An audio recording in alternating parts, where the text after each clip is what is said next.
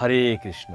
যদি কোনো ভালো পাত্র থাকে আমাদের কাছে, তাহলেই আমরা তার মধ্যে ভালো দ্রব্য, ভালো জিনিস রাখি। আমরা জানি এর থেকে বাইরে বেরোনোর কোনো চান্স থাকবে না। এটা খুব ভালোভাবে থাকবে এবং সুরক্ষিত থাকবে।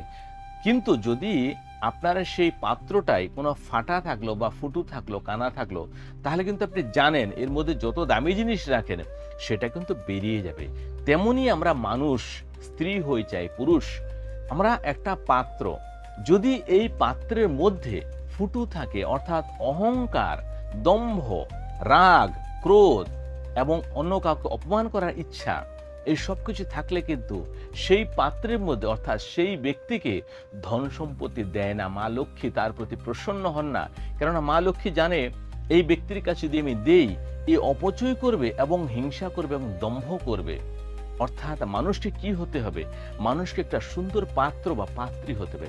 এর মধ্যে দয়া ভর্তি হতে হবে, এর মধ্যে ভালোবাসা ভর্তি হতে হবে, এর মধ্যে কোনো ছেদ, হিংসা, অহংকার, দম্ভতা, কাউকে অপমান করা, কারোর সাথে ক্রোধ করা, কারোর সাথে শত্রুতা করা, এই সমস্ত জিনিস থাকতে হবে না।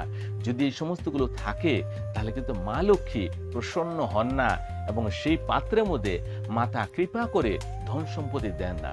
যদি আমার কথার গেহারায় বুঝতে পারেন, তাহলে আপনার বাণীতে সংযত হন, আপনি আপনার জবানকে কন্ট্রোল করুন। সে আপনি স্ত্রী হন চাই পুরুষ হন, না হলে আপনি যে একটা পাত্র, আপনার ভিতরে যে অনেক দামি জিনিস রাখতে পারে, অর্থাৎ আপনার সংসারে, আপনার জীবনে ভালো ভালো জিনিস যে মাতা লক্ষ্মী দিতে পারে বা ভগবান প্রসন্ন হতে পারে, সেটাতে কিন্তু আপনি বঞ্চিত হবেন আপনার অহংকার জন্য, আপনার দম্ভতার জন্য, আপনার হিংসার জন্য। সেই জন্য কি হতে হবে? আমাদের পাত্রটা ভালো হতে হবে, আমাদের হৃদয়টা, আমাদের মনটাকে ভালো করতে হবে, সুন্দর করতে হবে, যেন কোথাও কোনো ছেদ না থাকে, কোথাও ফাটা না থাকে।